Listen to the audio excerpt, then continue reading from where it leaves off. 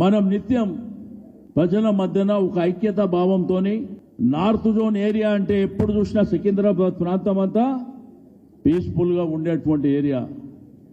అందరు కులాలకు మతాలకు అతీతంగా కలిసిమెలిసి ఉండేటువంటి ప్రాంతం. మన దగ్గర కమ్యూనల్ వైలెన్స్ ఎప్పుడు జరగదు.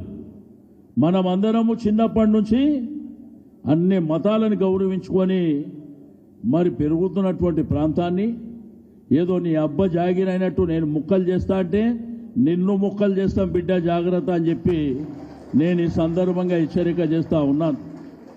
ఏమి అయ్యా జాగిరేం కాదు, ఇది నీ ఇష్టం ఉన్నట్టు చేసుకోనికే. ఇది ప్రజాస్వామ్యం లోపల నైతికంగా ఇది ప్రజల యొక్క హక్కు. ఉతగానే సికింద్రాబాద్ మీద కక్ష కట్టి సికింద్రాబాద్ ను మొత్తం మాయం చేస్తున్నాను. అసలు సికింద్రాబాద్ పేరు ఉన్నదేడా, నేను తీసిందేడా? హైదరాబాద్ సికింద్రాబాద్ జంట నగరాలు హైదరాబాద్ మున్సిపల్ కార్పొరేషన్లో, గ్రేటర్ హైదరాబాద్ మున్సిపల్ కార్పొరేషన్లో యాజిటీస్గా ఉన్నాయి. హైదరాబాద్ డిస్టిక్లోనే సికింద్రాబాద్ ప్రాంతం కూడా ఉంది. నేనేం దాన్ని ముట్టుకోలేదు కదా.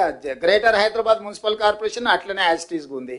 మేడ్చల్ మల్కాజ్గిరి గతంలోనే జిల్లా పెట్టారు, అదే పేరు అట్లనే ఉంది. సైబరాబాద్ ఎప్పుడో పెట్టింది, అదే అట్లనే ఉంది. అంతకుముందు సైబరాబాద్ కమిషనరేట్ ఉంది.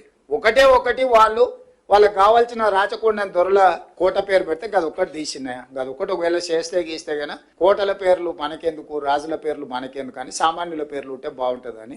రాచకొండ అనేది తెలుసు కదా, దేవరకొండ, రాచకొండ, పద్మనాయకుల కోటలు అవి. కాబట్టి దయచేసి ఎలాంటి వివాదాలకు అధికారుల మీద ఒత్తిడి తెచ్చే కార్యక్రమాలు పాల్పడకండి.